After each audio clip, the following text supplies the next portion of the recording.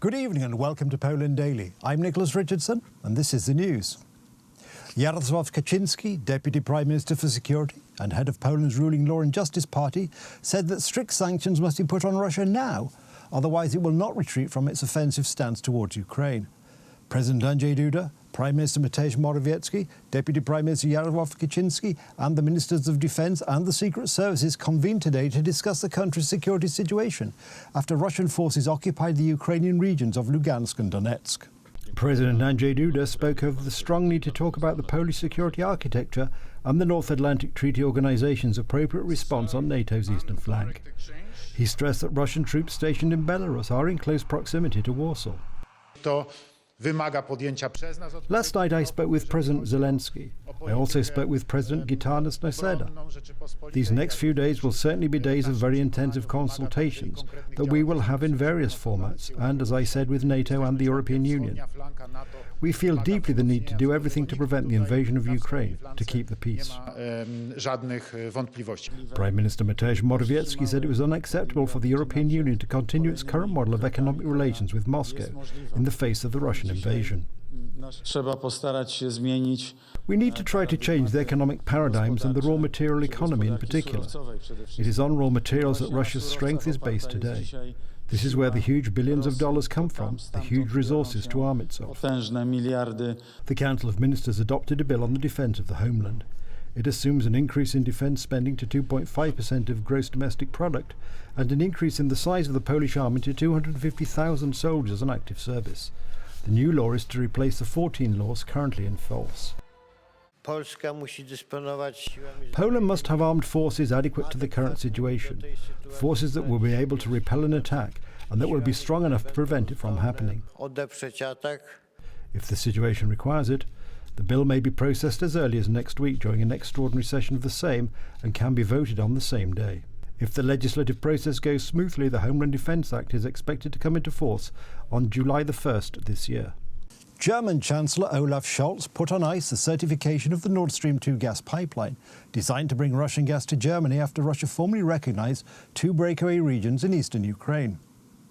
Europe's most divisive energy project, Nord Stream 2, is designed to double the amount of gas flowing from Russia straight to Germany, bypassing the traditional transit nation Ukraine along the bed of the Baltic Sea.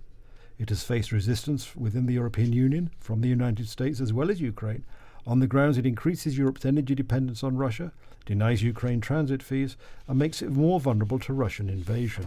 Ukraine's President Zelensky deserves our respect for not allowing his country to be provoked by Russia, because it is precisely that the Russian president is waiting for, to have an excuse for possibly occupying all of Ukraine. By recognizing the two provinces in eastern Ukraine, Russia has violated basic principles. The situation today is therefore entirely different. It is now up to the international community to react to these one-sided, incomprehensible and unjustified actions by the Russian president, in close cooperation, well-coordinated and targeted. The Russian president's decision to recognize the so-called People's Republics of Luhansk and Donetsk on Monday is a serious violation of international law. By doing so, President Putin does not just violate the Minsk Agreement, which he himself signed in 2014-2015, he also does away with the basic principles as outlined in the United Nations Charter on the peaceful coexistence of peoples.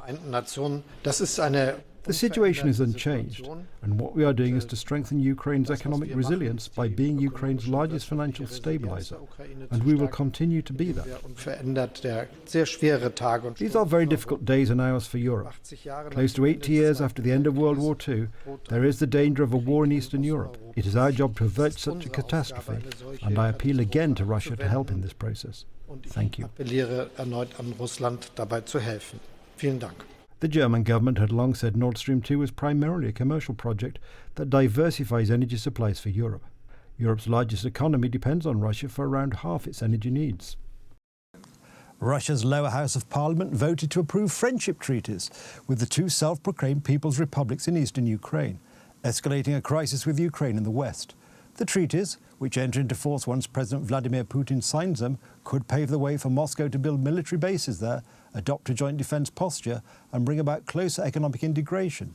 Meanwhile, Russian Foreign Minister Sergei Lavrov questioned Ukraine's right to independence.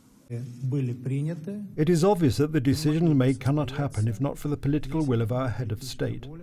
Our president made the decision and did everything to save the people. So let's thank our president for his courage and responsible position.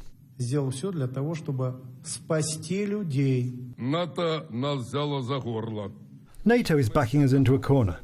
If we don't understand that, it will get worse. Things said by their leaders and protégés are absolutely unbearable.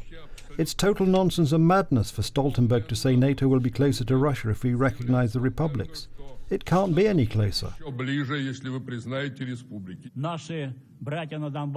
brothers in Donbass demonstrate examples of courage to us for a reason. Not for the first time, Donbass has stood for the protection of the Slavic world and fought against fascism. Most of the heroes of the Soviet Union were born in the Luhansk region. 315 people. None of the other Soviet Union regions can claim to have had the same number. Meanwhile, Russian Foreign Minister Sergei Lavrov questioned whether Ukraine had a right to sovereignty because he said the government in Kiev did not represent the country's constituent parts, the Interfax news agency reported. If we talk about the principle of sovereignty and territorial integrity, one of the key documents that all lawyers consider as the basic for interpreting the Charter is the Declaration on Principles of International Law concerning friendly relations among peoples. It was adopted in 1970 and has not lost its relevance. I don't think anyone can claim that the Ukrainian regime since 2014 coup d'etat represents all the people living on the territory of the Ukrainian state. Many of Ukraine's regions rejected such an anti-constitutional step that started tragic pages in Ukrainian history. What happened in Crimea, what happened in eastern Ukraine shows how much this government, this regime was rejected by millions of Ukrainians at that time.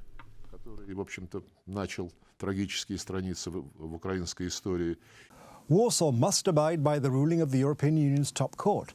The European Union Commission said on Tuesday, as European Affairs ministers prepared to quiz their Polish colleague, Konrad Szymański, over the progress made in that regard. Speaking on the sidelines of a General Affairs Council in Brussels, Justice Commissioner Didier Reynders also pointed out that Poland had not yet paid the fines the European Court of Justice had ordered it to pay for maintaining the controversial disciplinary chamber for judges set up by the country's Conservative government.